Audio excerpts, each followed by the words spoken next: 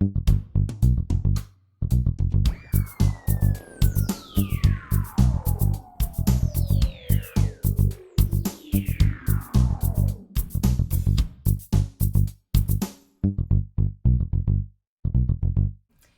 and welcome to Everything's Dumb. My name is Victoria. I'm Kate. Today we're going to be talking about airports and flying. Yay. And the turmoil that we often go through when we want to travel somewhere on an airplane. Okay, but first, question for you, Kate. A question first. A question. Yeah, I know we briefly touched on this a few episodes ago when we talked about winning the lottery. Like, what would you do? But in more detail, what is your dream vacation if money was not an issue at all? Like, if you had all the money in the world, where would you go and what would you do? Okay, so I mentioned it would be like a European, sort of Mediterranean, warm European vacation, but more in depth. Well, I guess this isn't really Mediterranean. I would start in Amsterdam to get rid of the jet lag. So I'd be there for however long I wanted to be there. And then I would try to do Mediterranean. So like French Mediterranean and Spanish Mediterranean, and go to Italy, Sicily, like all that kind of stuff. But I think I would do a bunch of places in Italy because I'd want to see Venice, and I'd want to see Florence, and I'd want like all of the best spots in Italy. Tuscany, like they just all seem like the most picturesque version of what a country could offer. And so I would definitely make a few spots in a few stops in Italy. But yeah, I think it would just be Greece. Would also be gorgeous. So anywhere warm with really pretty views and maybe fun stuff to do at night. I also have, this is kind of separate, but I've also always wanted to just go to a Corona commercial. Like wherever that is, that fake set, I don't know. But I just want to be in that. I want to be on a beach where there's nobody else. Okay. I could have a beer, and just in that with the palm tree, the picturesque, perfect, calm, peaceful beach setting. I wonder where those are filmed. I mean, it's a Mexican beer, so you would hope Mexico. Yeah. But I don't know. Wherever. I don't care. That sounds really nice. I want to find it. I definitely also love the beach. I don't like hot weather, but I like warm weather. So yeah, I would also like to go somewhere, like I would love to be on the Mediterranean in Greece or Italy and have it be like a warm day. Yeah. But you know me, you know that I hate when it's so hot that you step outside and you just start sweating. 67 degrees. Yeah. My favorite temperature is 65 to 70. Okay. Because you can wear a t-shirt or you could wear like a very light jacket and you're not going to sweat. Your hair is not going to get like sweaty and frizzy and gross. Like, I don't know. One of my favorite things, I guess my only favorite thing about winter when I lived in Virginia was that my hair always looked amazing. Like it would stay like sleek and shiny. But then in the summer, it was always so frizzy and I would just throw it up in a bun to keep it off of my neck. And I just always felt so gross. I hate getting out of the shower and just immediately sweating. Yeah. Like I put on a serum and then I'm waiting for it to dry so I can put on my moisturizer and then I start sweating. And I'm like, do I wash my face again? That's a waste of serum. If I wash my face again, this is all just gonna... Okay, anyway, that's not the point of what we're talking about. What we're talking about is money vacations. Is no object. Temperature is no object. Yeah, if I could pick the perfect temperature, I would definitely spend a lot of time near the Mediterranean. But my perfect vacation, I definitely want to spend a good amount of time in the UK. And I've always wanted to go to Iceland. So my sister went to Scotland a few years ago and they had a layover of like a day or two in Iceland. Nice. Yeah, so they were able to leave the airport and go do some things. I think they just spent one night there and then they continued on to Scotland. So I would want to I wouldn't want to have a layover. I'd want to go to Iceland for like a week or something. Right. I want to see some volcanoes. I want to go to that Blue Lagoon place. The bar? Do you know what that is? No.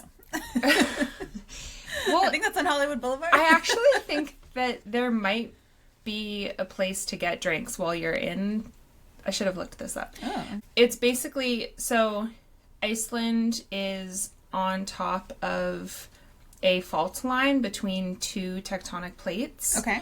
And where tectonic plates meet, a lot of like heat comes up from the earth. Yeah. So Iceland is cold and it snows a lot, but the actual ground is quite warm.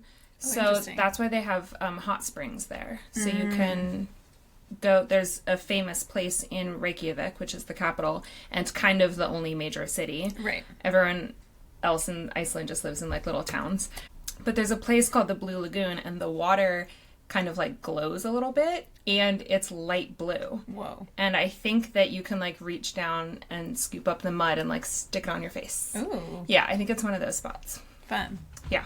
But anyway, so I'd want to go there, and then I want to go to Scotland and go to Edinburgh, and I want to go hiking, and I want to go visit a bunch of distilleries and drink a bunch of whiskey. Nice. Buy myself like a cable knit sweater. I thought you were ending that with by myself. Oh. It's just like, okay, never Alone. mind. Money's no object. I am not bringing friends. Sorry. No. That's quite funny though.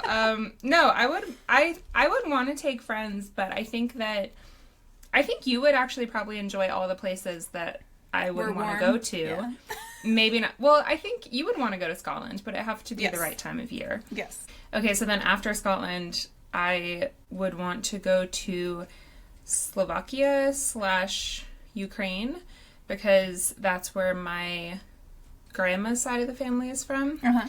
So my grandpa's side of the family is from Ireland, so my mom and I are planning a trip to Ireland to see where his family is from. But I want to see where my grandma's side of the family is from. Uh-huh. And it's in like Eastern Europe, and it's supposed to be really beautiful over there. Different kind of beauty than the Mediterranean, right? But still beautiful. Lots of woods, you know. Transylvania is somewhere in that part of the world. Lots of mountains and trees. I think I would really like it.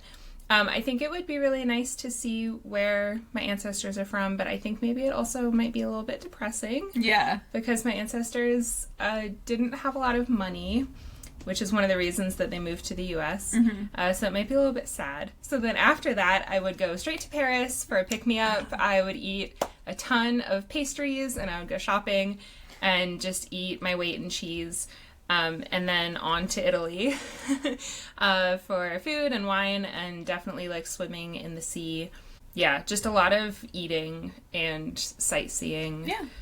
But yeah, I think if money was no limit, I would just go to Europe and travel around for months, potentially years, until the fascism in America has kind of died down.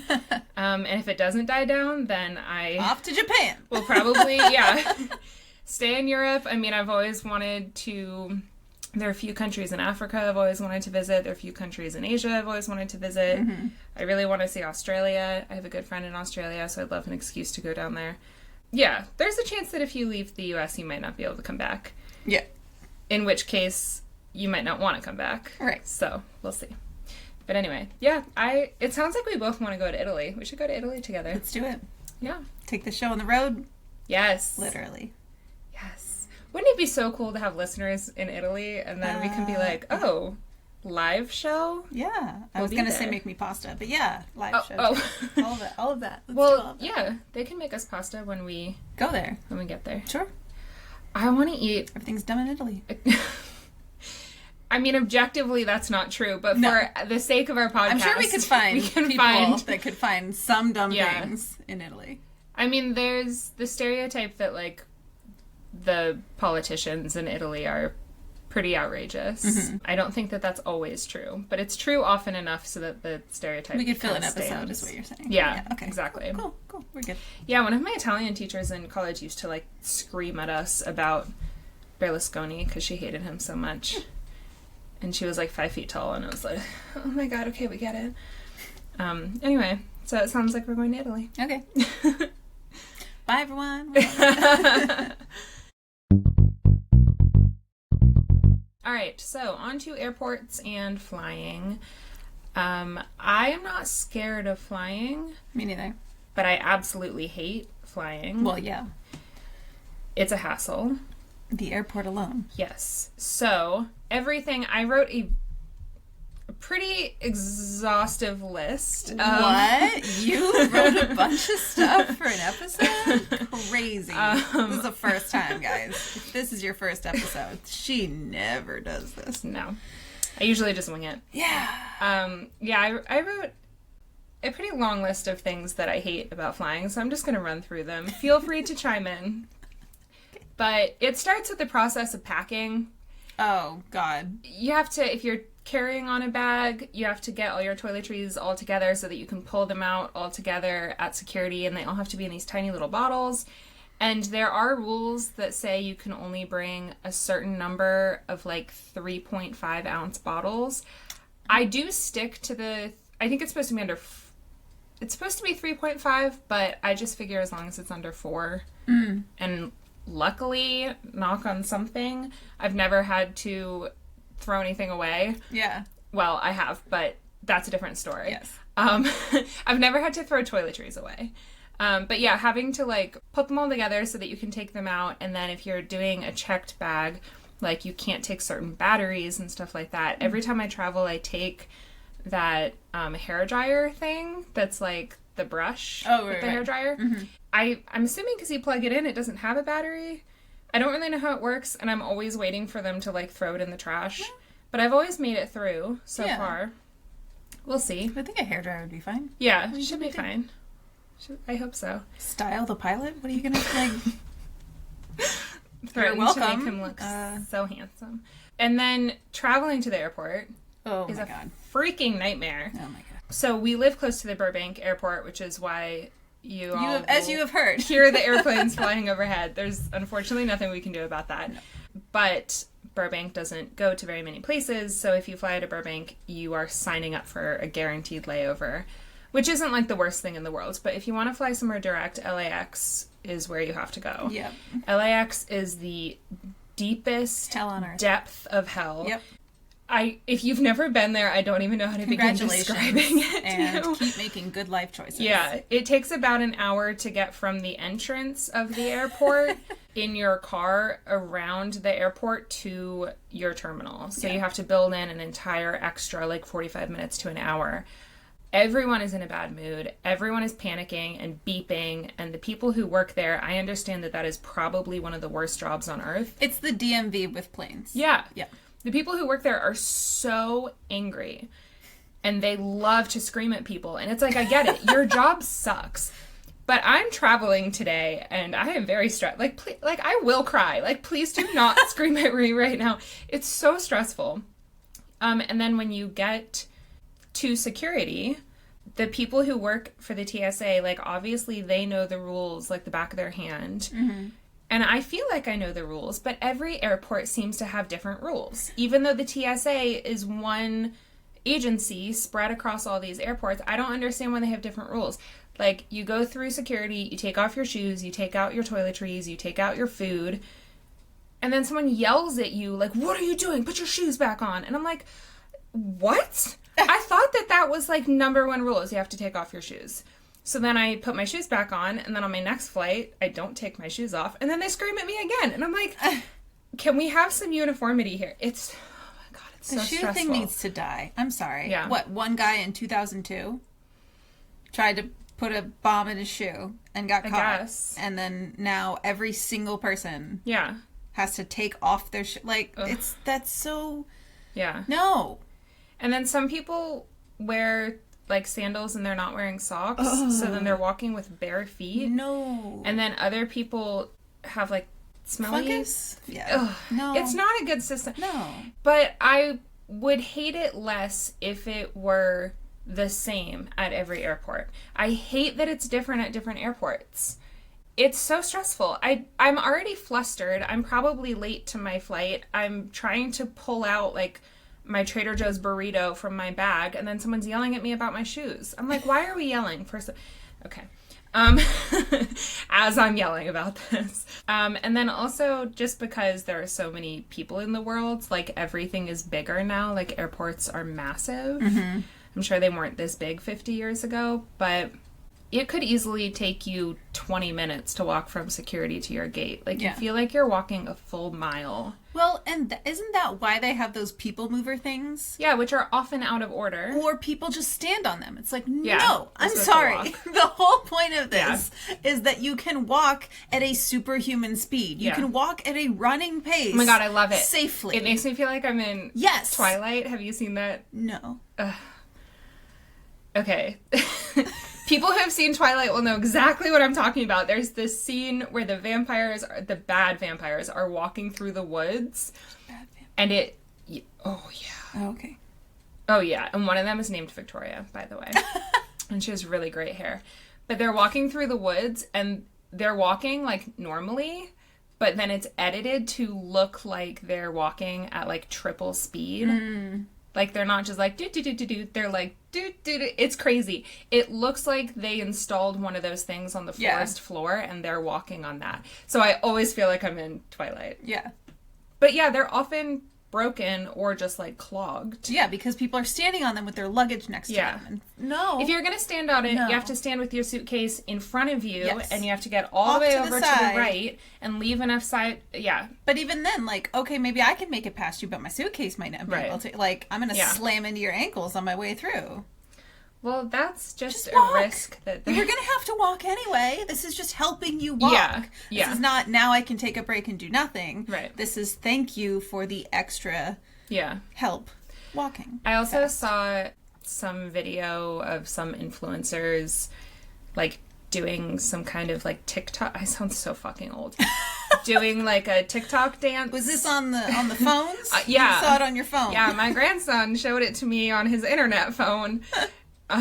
Like, on one of those people... I don't know what they're called, but, like, you called it a people mover. Those... It's like the flat escalator. Doing, like, a dance on the... Like, a choreographed dance on that thing. And there were people behind them trying to get past them. Oh, God.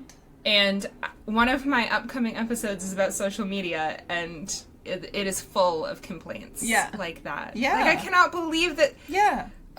Go to the airport at, whatever, 3 a.m. Yeah. When you have the least amount of time. Yeah. Or the least amount of chance of inconveniencing someone else. Right. When everyone is either on their flight or getting to their flight early or whatever. But, like, don't do that at 1 o'clock on a Saturday at a busy airport. No. Yeah. Anything for the gram or whatever the kids say. Also, because there's often a lot of walking, and then you're sitting on a flight for, like, multiple hours, and you might fall asleep. I always try to sleep. I'm going to wear sweatpants. Yeah. I'm going to wear a t-shirt. Mm-hmm. I'm going to wear, like, a baggy hoodie. I'm going to wear sneakers. Sure. I am the young person who the olds are talking about when they say that no one has respect for air travel anymore. Respect? What They're respect? so mad that people don't dress up to get on a flight. Have you not heard this? No. Yeah. I don't listen to old people, so... It's really a thing where, like, of course it's baby boomers. It's always baby boomers. Complain that people wear, like, athleisure or sweatpants or whatever on a flight. They think we should all be wearing, like, dresses and heels and suits and, like, pocket squares. And I'm like, you're thinking of the 60s when you had enough space around you that now that is 3 seats. Yeah. But back then it was 1 seat and you had leg room. Like, your kneecaps weren't being bruised by the seat in front of you. Well, it was also like you were dressing up to go to dinner because they served you a full fucking dinner with a glass of wine. And now you get, like, a bag of pretzels. The tiniest bag of pretzels. And, like, a quarter of a soda. Yeah. That was put in the refrigerator 15 minutes before it was served to you. Yeah. Yeah, no. Everything has gone downhill, so I don't know why. Them, I guess it was like a marvel of, oh my God, we get to be on a plane, how special. I'll dress up for the bullet train, fucking get that in here. Okay, and then when you get to your gate, there are no fucking outlets. Anywhere. Nope. We have put people on the goddamn moon, and we cannot put a power outlet at the gate. I mean, there's, like, one by the desk of the gate agent, but they're using it. Yeah. You want people to have dead phones on this plane and then they'll start picking fights with each other? Don't you want the public to be engrossed in their stupid little videos on their stupid little phones so that they don't try to bother you? It's such a poor system. Like, put in some freaking outlet. I need to charge my phone. I need to. And not to brag, but like, I do take books on planes. I do try to take a nap. Sometimes I look out the window, but occasionally I want to watch The Office, and Okay. Moving on. I don't understand why boarding groups even exist. Oh. Like, first of all... class system. Yeah. So they let on, like, active duty military, which I personally don't respect the military, but I understand that as a society we do. And then they let on people with children, like young children, which, as someone who has flown with my sister and I flew with her, at the time, 11-month-old twin boys. I understand why you let on people with very small children first, because it takes a lot to get situated with those little darlings. And then they call first class, and I'm like, if I were in first class, would I want to sit in this seat for the longest amount of time possible? For the most amount of time, and watch this fucking riffraff stream past me in their sweatpants. Stare at you. Yeah, stare at you and judge you. Well, yeah. Because, like... what do you do? As riffraff, I think that everyone in first class is gross. Yeah. I don't know. And also, it just doesn't make sense. Fill up the back of, like, back to front. Yep. Why would you do it the other way? It literally does not make sense. No. It just creates more chaos because you have to squeeze by everyone. And also, the aisles are, I mean, I am probably maybe an average size person, maybe slightly above average. Like, of course, I could lose a few pounds. But, like, I'm not a I'm not huge. No. And yet I struggle to walk down the aisle without hitting people on either side. And then I have to, like... carrying your bag. Again, like, if you're on an aisle in first class, aren't you getting hit in the face by every single shoulder bag? Yeah. Like, why? I'm gonna wait. Like, you can let everyone... I'll just stay out here. I'll do some stretches. Yeah. I'll watch everybody else get on. Yeah. And then I'll just pull like a McAllister's in Home Alone and be like, can we get on at the last second? And then just let me on at the last second. Also, those rich... sit down and we will go. Bougie people are usually in some lounge somewhere anyway. Exactly. So wouldn't you want to hang out in the lounge for an extra 20 minutes? To be able to stand and like walk around and have your blood flow through your legs for another 15 minutes? What? I don't understand. So not only do they board the plane in the exact wrong order, they call, the people I said earlier, the people with babies, whatever, and then they do first class, and then they're like, boarding group 1. If you're not in boarding group 1, just wait a minute. But then they immediately call 2, and then they immediately call 3. They'll be like, boarding group 3, and then they put down the thing. Boarding group 4. Boarding group 5. And, like, I'm in 3, and I haven't even finished picking up my bag, and they've already called 6.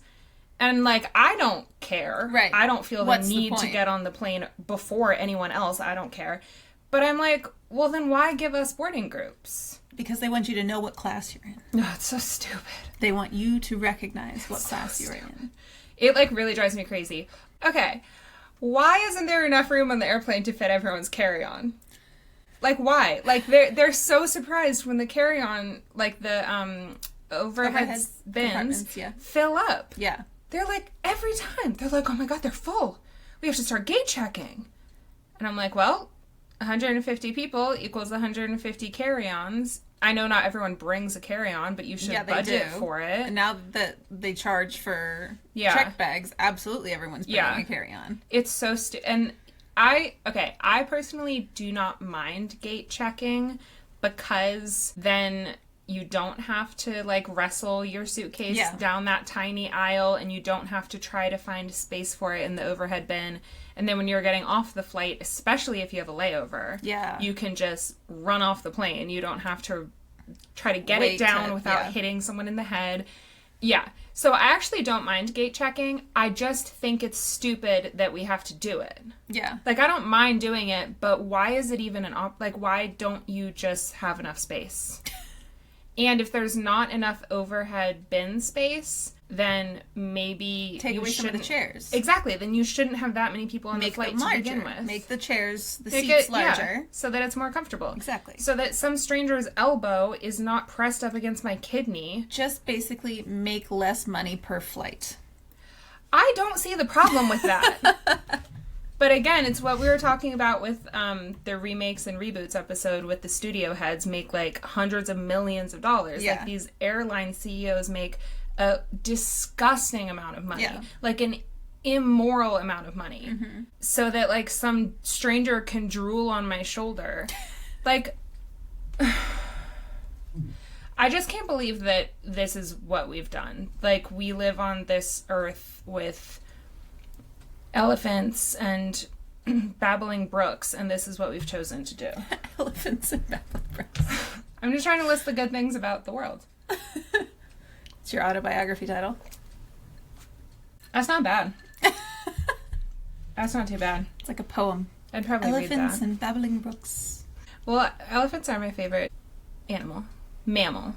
Land-based animal. My favorite sea-based animal is a sperm whale.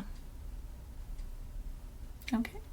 So now we all know. Now we know that. My next point, we've already talked about, why are the seats so small? Oh my God. I want to know. Okay, but moving past that. Capitalism is the answer to a lot of these questions. Yeah. That are very frustrating. The answer is capitalism. Yeah. The Agreed. answer to probably most annoying things in our lives. Everything's Done podcast brought to you by capitalism and greed. Pretty much. Okay, so on some flights, like I think American does it, and maybe Delta, I don't remember. Are we naming names now? United. Oh, shit.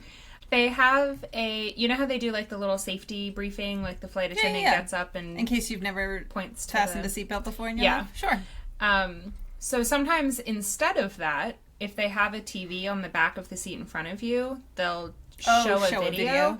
And some of them are not bad. Mm-hmm. I forget which airline, but like one of them is actually kind of cute. Oh my God, sorry, I thought I was going to sneeze. Keep going. Keep this in. I was like, is there a bug? No. I was just like, it's coming, and then it didn't come. Anyway, go ahead. Okay. I like videos. Don't you hate when you think it's coming and then it doesn't come? Yep. You lost it.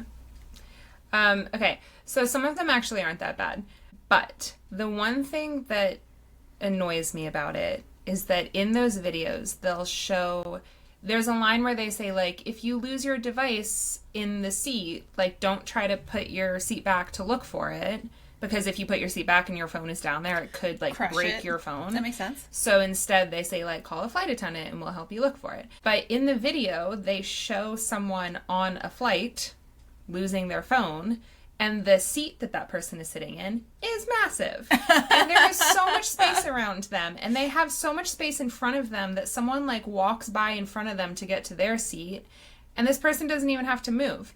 I'm like, my knees are pressed up against the seat in front of me. Yeah. Ain't nobody getting by me. Yeah. Like, if someone needs to get by me, I have to get up and go into the aisle. Yeah. And then, of course, move, like, 3 seats back so that there's...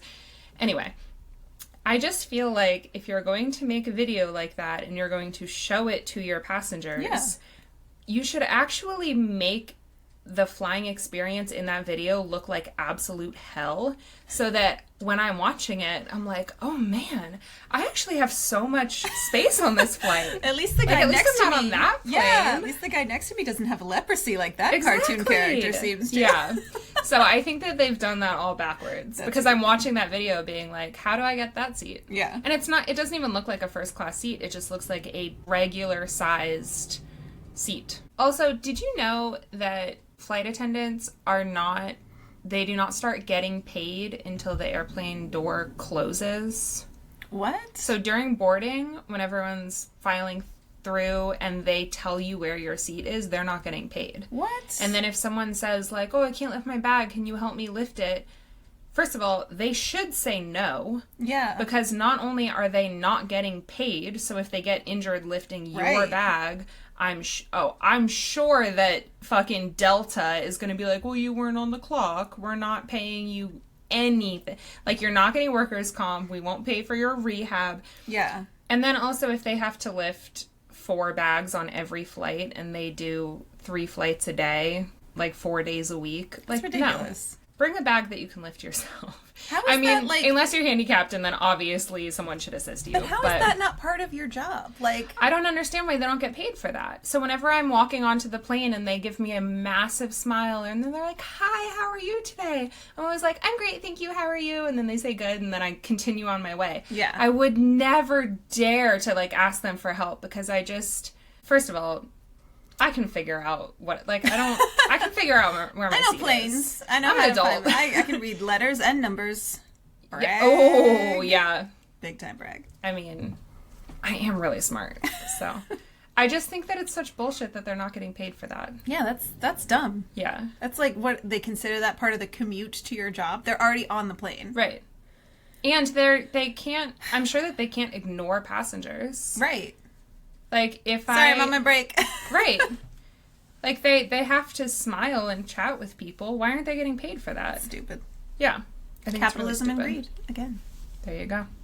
Also, what is up with airplane bathrooms being, like, 1 square foot?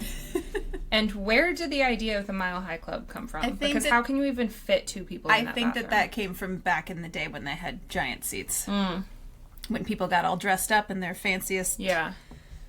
Sexiest attire and went on planes, and they hadn't just taken their shoes off and walked through a barefoot area that everyone else on their flight had just walked through barefoot as well.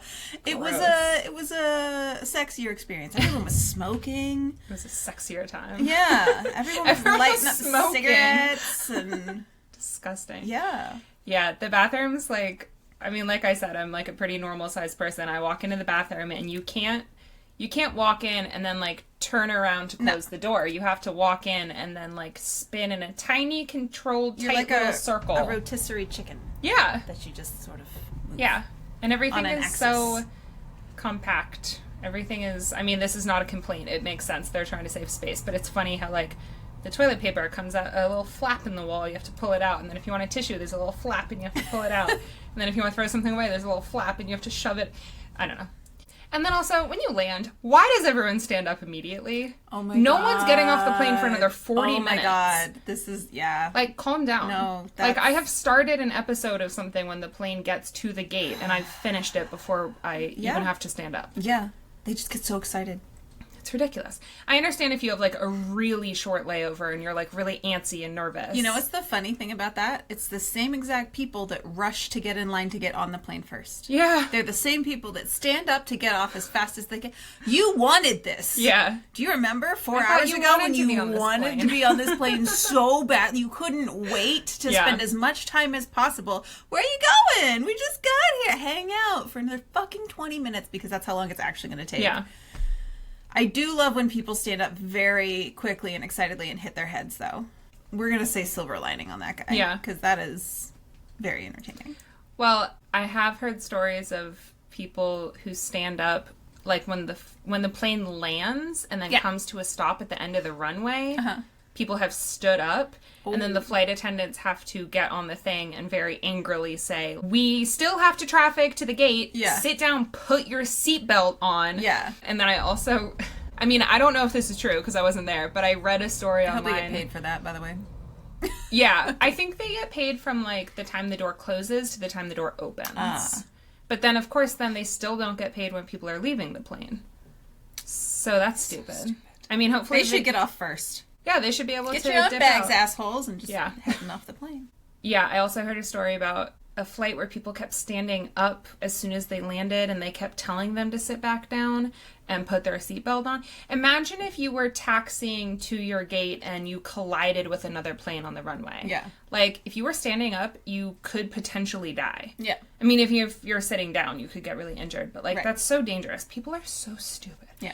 But I did hear a story about how, like, people were standing up and the flight attendants kept saying to sit down. And I guess they finally told the captain that passengers kept standing up. And so the pilot... Did he just stop short? Yeah. Oh my God, that's amazing. Like, literally, like, brake checked them. Yes. I in the story that I heard, a passenger definitely, like, kind of stumbled and almost fell over. And then they got the point and they sat back down. But I really like that the pilot was on the side of the flight attendant. Yeah, of course. Instead of being like, get your cabin under control. Yeah. Like...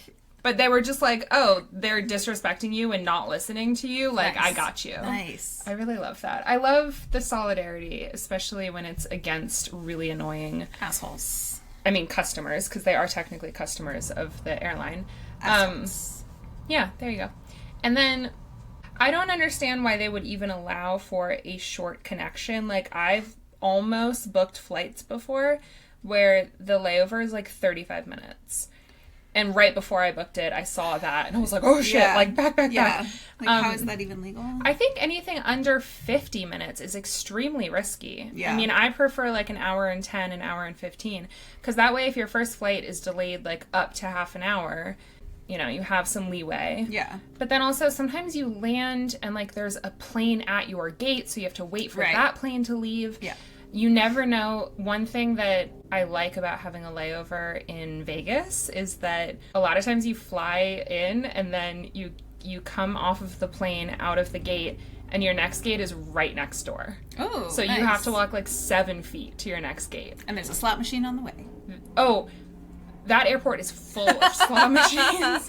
It's full of them. Yeah. But yeah, sometimes you have to walk across the entire airport. You never know. I always try to look, if I have a short connection, I try to look it up ahead of time to just mentally prepare myself. Like, when you get off, you have to immediately book it. But yeah, why do they even allow really short layovers? That seems like they're asking for trouble. On their part. Yeah, I think so.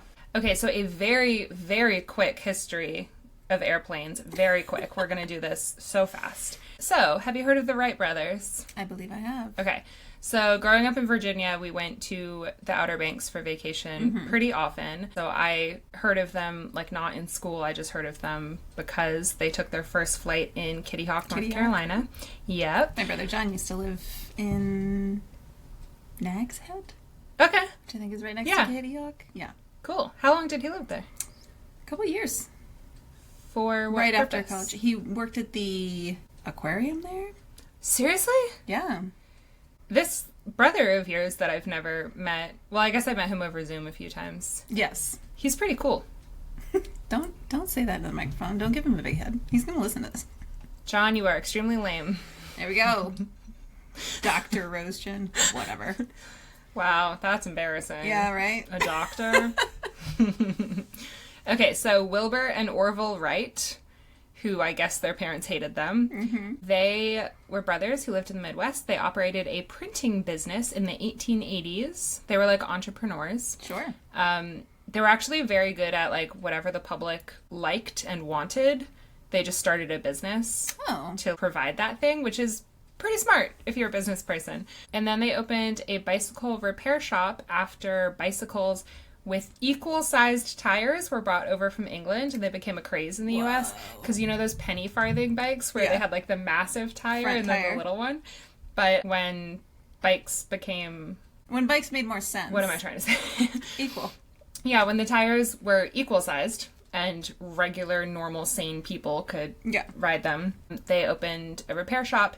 And then they actually put out their own line of bicycles in 1895, and they made 300 bikes in 4 years, and they were handmade, and they were really good quality, whereas other companies produce them in factories. And 5 bicycles made by the Wright brothers still exist today. Wow. Yeah. So then, in the early 1900s, they shifted their attention to inventing the first heavier-than-air powered flying machine. Okay. So I guess instead of just like a kite or like a hot air balloon, this was something that was heavier than air, so it would like sit on the ground when it wasn't being used, and then you would have to use an engine to power it. Gotcha. Okay, so they did a bunch of tests in the Outer Banks, and then in December of 1903 they had their first successful flight of their plane, which they called the Flyer. Creative. The first flight lasted for 12 seconds. Aww. And then later that day, they did 3 more flights, and the longest flight lasted for 59 seconds. Wow. And now you can book like a 17-hour flight to fucking Australia or whatever. So then over the years, they began designing different types of planes, and they designed like 2-seater planes, which the military wanted during World War One. Mm-hmm. So they basically just evolved with what, like, if there was a need for something, they would build it. It's just crazy. Back then, you could just, like, there was so much stuff to invent. Yeah. Like, now, it's how you can improve upon an already created invention. Yeah. Like, when we started putting ketchup bottle lids on the bottom of the ketchup bottle, and it's like, well, why the fuck were we not doing that for the past few I feel like a lot of inventions these days are, like, people invented those little rubber things that you can stick on the side of your desk that have, like, the hole that you can put your charger cable through so that it doesn't fall to the floor. Yeah. And I'm like, that's cool. But it's not a plane. It's not an airplane. Yeah. Okay, so they had their company until 1915 when they sold it. So they operated it for a few years, and they obviously, like, they were the first people to make an airplane that actually flew. So they went down in history for that. A quick note about their younger sister, Catherine. Hey. She took over caregiver duties for the family when she was only 15 years old because their mother died. And then a few years later, she graduated college, and she became a school teacher. And then one of her brothers, Orville, got injured in 1908, and so she stopped teaching to, like, nurse him back to health. And then she basically just joined their company, and she became a salesperson, and she promoted their business, and she went to Europe with them to show off their designs and to try to get people to buy their planes. And she did such a good job that she received the French Legion of Honor, which is the highest honor of merit in France. Holy shit. Yeah, so she was a really impressive lady. Sorry, France respected an American at one point? Oh my god. Yeah. People were just impressed with her everywhere she went. And then Wilbur died in 1912, and then she and Orville continued to work for the company, and then he sold it in 1915. She was also... She got a good chunk of change from that? I hope so. Because it sounds like they were like the engineers and the designers, but it sounded like she was the advertising, marketing. It sounded like she kind of ran the public face of the business while they were behind the scenes. Fucking nerds. Exactly. And they needed their really personable sister to make their company a success. You always need a charming Catherine to make everything a success. There you go. I needed one, so I got myself one. Just go pick yourself up one. She was a suffragette, and she would attend marches with her brother Orville, and because Wilbur was dead, I like to think that he would have gone as well. But with her brother Orville and their father, and they went to marches to advocate for women's right to vote. Very cool. So she was a really badass lady. I mean, her brothers were obviously very smart and cool as well, but... This awesome family, and then they've taken their invention and turned it into... like, the worst... a horrible experience. Yeah. Yeah, flying is really not that much fun. Wow. And then, just don't you think it's insane that, the first airplane flew in 1903, and then within, 50 years we were blasting rockets into space? Yeah. That blows my mind. Back then, things used to happen so fast. Everyone's like, oh, technology's moving so fast. And sure, but not as fast as space travel. It just was air travel. I mean, things just used to happen overnight back then. Because it was just like, oh, these 3 guys wanted to get together and start a company. So they just did. And now you couldn't do that now. Yeah, I mean, now we have, Instagram that distracts us all day. So... I just mean, the bureaucracy. The red tape and everything that you'd have to the permits, all the shit you'd have to pay. Yeah, they probably didn't have a permit out there in Kitty Hawk. Well, that's probably why Orville got so injured that she had to quit her job to nurse him back to health. Maybe he wouldn't have gotten so injured if there were just a little bit of red tape to keep him from throwing himself off a sand dune. Okay, so that's the history of airplanes. I know I just talked about the Wright brothers and then skipped the next 90 years, but... Anyway, so just a few little facts. We got Captain Sully. We got it. We filled in all the rest. We're good. We got it. Some very quick facts and figures. In the U.S., there are approximately 45,000 flights per day. Jesus. And in the rest of the world... At least half of those goes over my apartment. That's what it sounds like. And then in the rest of the world, every day, there are approximately 55,000. So the U.S. has almost half of the flights in the entire world. Yep. So that means that in the entire world, every single day, including the U.S., there are about 100,000 flights. That's a lot. That's a lot of pretzels. It sure is. And then in the U.S., the Tuesday/Wednesday before Thanksgiving, and then the Sunday after Thanksgiving are the busiest air travel days of the year. And I would also assume road travel days as well. I think Wednesday before Thanksgiving is noted as like the busiest travel day of the year. Like car travel, travel day. Which makes sense. Because most people have to work or their kids have school Monday and Tuesday, which I think we should have the whole week off. Yep. And then this was a trivia question for us a few months ago. The busiest airport in the entire world. Do you remember what it is? It's okay if you don't. Not putting you on the spot or anything. I don't think we got this answer. I think we put like London. I think we did. Heathrow. It was somewhere in Singapore or something weird, right? I think we put like Berlin or Hong Kong or something like that. The answer is the Hartsfield-Jackson-Atlanta International Airport in Atlanta, Georgia. Wouldn't have guessed that. Yeah. So it Didn't even remember that. So obviously wouldn't have guessed that either time. It has a lot of flights that connect to smaller airports on the East Coast.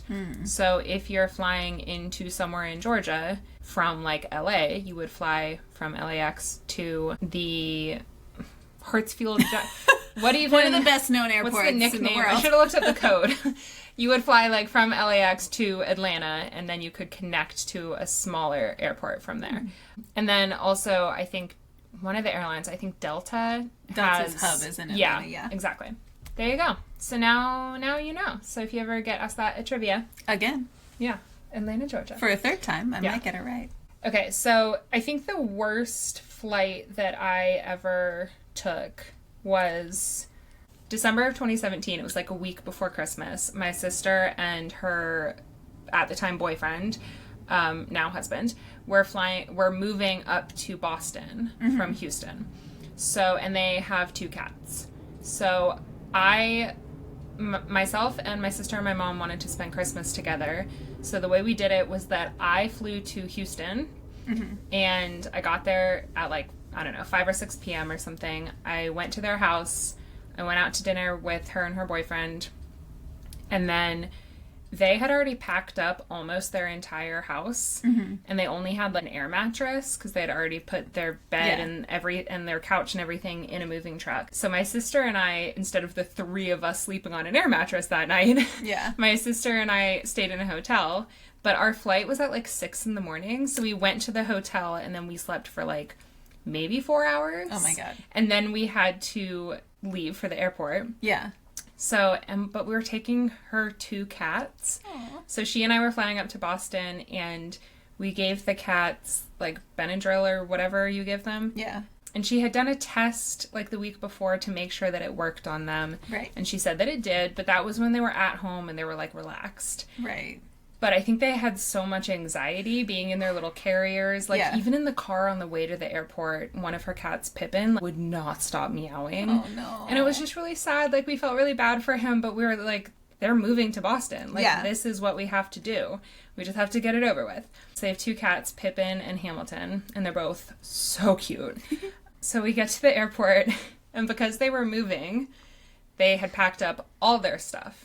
And most of the stuff had been put into, like, one of those moving pods, and then you, like, pay this company to, like, drive it up for you. Yeah. And then her boyfriend was coming up a week later with their dog. He had to, like, finish some stuff at work. So she and I were flying up, and she had just taken random stuff from their apartment and just shoved it into, like, backpacks. Well, the end of every move. Like, you start out every move with, like, this will be the box for my kitchen stuff, and this will be the step box for my bathroom stuff. And then by the end, you're just, like, grabbing it's shit so disorganized. You're just shoving everything into whatever you can get it to fit into to get out. Yeah. And I think that's exactly what happened. So we got to the airport, and her boyfriend dropped us off and then left because it was, like, 5 a.m. and he had to go back to sleep so that he could go back to work. I think I checked some bags, and then she took the cats to go to some separate room for their carriers to be checked by security. And then I took the rest of our stuff through like our carry-ons and our backpacks through security. And if you're watching the video, like, I look like this. And at the time this was 7 years ago, so I was a little bit younger, just slightly cuter. And so I went through security, and, you know, sometimes they pull, like, a random bag aside, and they'll look in it. Yeah. And they kind of say, like, whose bag is this? And then you come over, and you just stand there while they go through it. Yeah. So I had a ton of bags, and so they, like, pulled a bunch of them aside. And they were looking through one of them, and the guy was like, whose bag is this? And I was like, oh, that's mine. And it was my personal backpack. It was not my sister's. It was mine. And he looked through it, and then he was like, do you know what's in this bag? And I was like, yeah, because I had packed it. Heroin. It was my bag. Why? Is that and a problem? I was thinking, like, oh, did I leave my water bottle in there? Something over 4 ounces. Yeah. Like, is there some snack that's not allowed because it includes, like, a liquid? Like, I was just, like, I couldn't figure out what he was so confused about. And he wasn't, like, angry or suspicious. He was just confused. Yeah. And he was looking at me, and then he reached into the bag and pulled out, you know those freezer Ziploc bags? Yeah, the giant ones. There was, like, something rolled up in that bag. So from the outside, I could just see the bag, like, wrapped around itself. But obviously there was something, like, firm in the bag. And he held it up, and he was like, is this yours? And I was like, oh, And then he was like, this is a bunch of knives. And I was like, oh my God. And then I started sweating, and I was like, oh my God, my sister and I are moving up to Boston, and she's packing up her kitchen, and she must have stuck it in there. I didn't know. And he opened it, and it was just full of kitchen knives. Like, not even butter knives. Like, maybe a butter knife or two, but, like, sharp, like, cutting knives. Like, chopping knives, serrated like a knives. Set. Yes.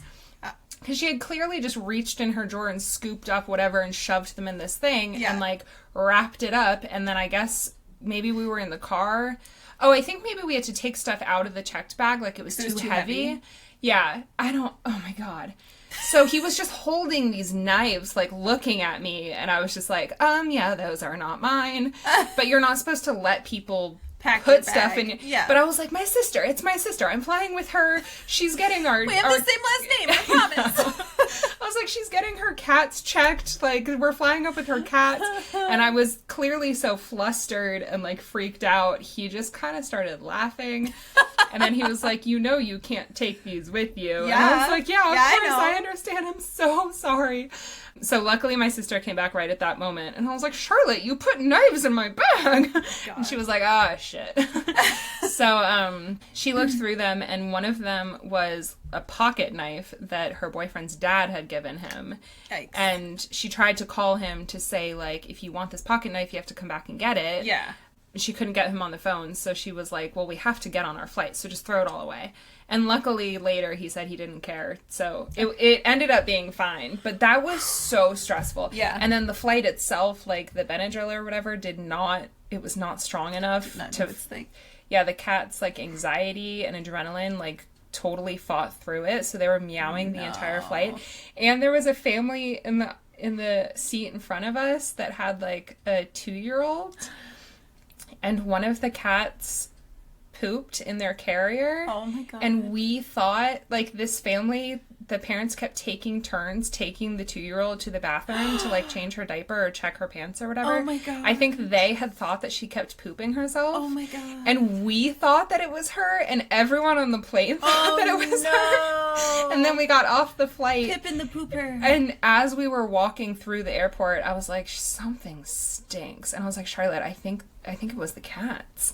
And so then we had to go, you know, when you get off a flight, everyone from that flight goes to the closest bathroom. Yeah. So when you go into that bathroom, you're seeing everyone who you were just on the plane with. Yeah. And so everyone witnessed us, like, opening the carrier, and she had put down, like, pee pads in the carrier. Yeah. So we were, like, bunching up the pee pads with the poop in it and, like, throwing them away and, like, cleaning it out. And so everyone knew it was us, and I was like, man, I feel bad for those parents. Right. Because people were giving them pretty bad looks for a while. And God. if we had known it was the cats, we would have taken care of it. Right. We just didn't know. Right. And then also they just meowed the entire flight. It was just like a really sad, because we had put them under our seats. Yeah. And so from under the seats, it was just like, meow, for like hours. And it was Houston to Boston, so it was probably like 5 or 6 hours. Jesus. Oh, it was so sad. So that was pretty rough. Oh my goodness. Yeah. Well, if anyone out there has tips for making flying less miserable, please let us know, because I clearly do not enjoy it. Get a private jet. I mean, that's the obvious solution. I think if I flew on a private jet, I would still not like flying, because I'd be like, I want to be there already. Yeah. But at least I wouldn't have to deal with security and strangers. Teleportation. Yeah. To, exist already. It's so stupid that it doesn't. Because even if I flew on a private jet to, like, Australia or Iceland or one of the places I want to go, you still have to sit on a plane for hours. Yeah. So, like, yes, it would be less miserable than being on a commercial jet with people that you don't know. But you get one of those giant seats. Yeah. I guess you could just, like, watch TV and hang out. Yeah. Yeah.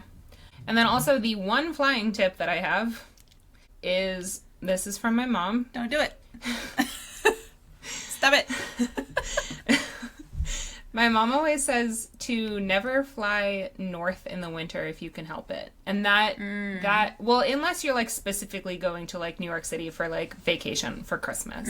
Like that's different. But if you're flying from, for example, I'm from Virginia, I live in LA. If I were going to fly from one location to the other for the holidays, I should not book a flight that has a layover in Chicago.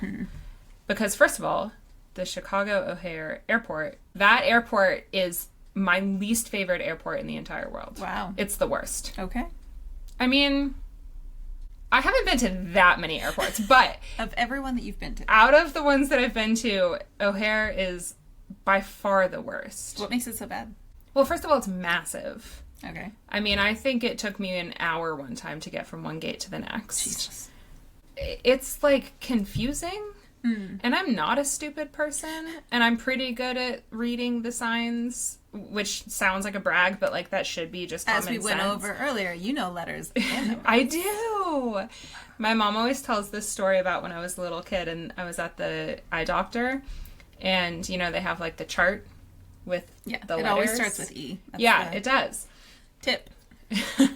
Yeah, if you're so blind that you can't see the massive E. The first one is E. Yeah. But the eye doctor said, like, okay, look at that sign and, you know, cover one eye and read the numbers at the top. And apparently, I, like, vaguely remember this, but my mom remembers it crystal clearly, and she tells this story all the time. I, like, covered one eye, and then I was like, and she was like, yep, just the numbers at the top, go ahead. And I was like, well, I call those letters. And then she was like, oh, right, letters. Just read the letters at the top. And my mom, that's like an example my mom gives when she like wants to be proud of me. She's like, one time. She knew the Victoria knew the difference between numbers and letters.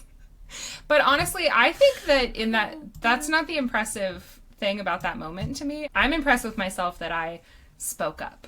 Because I am quite shy and I don't really like correcting people. Like, people I don't know, I normally just stay quiet. But the fact that I said something, go me. Yeah. Okay, so for my closing segment, I guess this is mind-blowing shit? Yes. Love mind-blowing shit. So, I have mind-blowing shit. Yes. This will not take as long as my usual segments and Only episodes. Like 8 to 9 pages of text. Okay. So, have you heard of the Brontosaurus? I have. The dinosaur. Sure. Okay. So, the last Brontosaurus, because they lived in a range of, I think, 12 million years. Right. Yeah. The last Brontosaurus died 145 million years ago. Okay. Have you heard of a T-Rex? Why, yes. I have. Yes, Tyrannosaurus Rex. So... Lizard King? Yes. Yes. So, the first T-Rex lived 84 million years ago, and then the last T-Rex died 66 million years ago during the extinction event that killed all the dinosaurs. Hung on until the end. Yeah. Did you know that birds are descended from dinosaurs? I did. I've seen Jurassic Park. Yeah. Oh, is that in Jurassic Park? Yep. I thought that I was smart for knowing that, but I guess everyone knows that. The main character, is it Sam Neill? Is that his name? Yeah. Okay. Yeah, he thinks that the dinosaurs evolved into birds. That's his whole theory. Yeah. they did. Yeah. Okay. I thought you were saying, like, He's a and smart this is man. why he's crazy. No, he's a smart man in the movie. They play him as a smart man. He's smart, and he gets Laura Dern. Yeah. So that and good yeah, taste. she's a catch. Okay, so that means that between the last Brontosaurus and the first T-Rex was 61 million years. And between the last T-Rex and you was 66 million years. So there's almost as much time between us and the T-Rex as there was between the T-Rex and the Brontosaurus. I thought that they lived at the same time. I was just going to say, you're saying my dino nuggets are lying to me? Yeah. Fuck. They didn't even come close to living at the same time. Wow. Yeah. So the T-Rex was like, oh, the Brontosaurus, that boomer. Yeah. Like. Yeah, exactly. I thought that I just thought they all lived Yeah. together. They were all chilling together in the movie. Yeah. That's nuts. I think that's nuts. That is mind-blowing shit. Okay, wait, I have two more. Oh. So, the pyramids of Giza were built around 2500 BCE. Okay. So that was 4,500 years ago. Okay. Because now we are 2000 Sure. CE. CE. Okay. We changed it. Okay. Okay. I get So the the pyramids of Giza were built 4,500 years ago. Cleopatra lived about 2,000 years ago. So that means that I am closer to Cleopatra in time than she was to the building of the pyramids. So by the time Cleopatra came along, the pyramids were fucking old news. Yeah. They were about 2,500 years old. Whereas to us, Cleopatra is only 2,000 years old. But the pyramids were 2,500 years old to her. So they were already, like, dusty. Well, I mean, they're still standing today, but, like, yeah, they weren't brand new. Interesting. Like, they were not built in her lifetime or even close to her lifetime. It's like us looking back at, like, what the Romans built. They were, like, pre-owned, pre-loved Yes. pyramids by the time she got to them. Interesting. Pre-used. That is my shit. Yeah. Okay. And then, this is my last one. So, Thomas Jefferson, who was the third American president, he died on the 4th of July. Aw. In 1826, which is 100 years before Queen Elizabeth was born, by the way. That's not part of this, just saying. Crazy. Oh, next year that'll be 200 years.